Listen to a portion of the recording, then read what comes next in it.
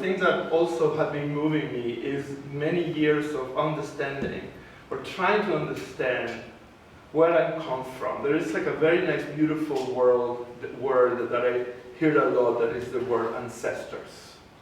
I literally left Venezuela because of the homophobia of Venezuela. So, and my family said, get out of here. So then I literally, when people said ancestors, for me it's like, holy shit, no.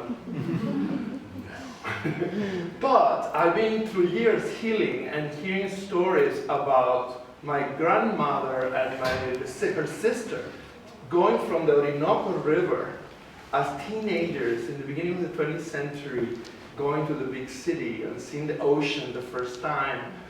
And they were from the Yanomamis. They were indigenous people.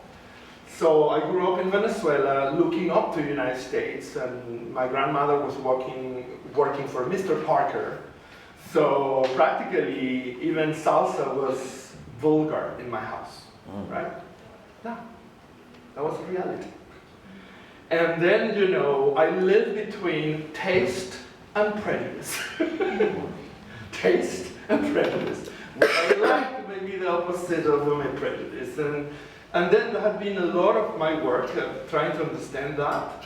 And then I feel like the ancestor for me became more than this beautiful, nurturing holding. It's almost like ghosts. So I made this app in which I explore, sorry, this is not the one. I explore the latent space in which I try to connect or imagine this speculative past. You know, it's like I speculate about the past.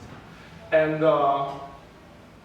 let's see, we're gonna play this. Let's see if it works, because this is real time. And I make a cut.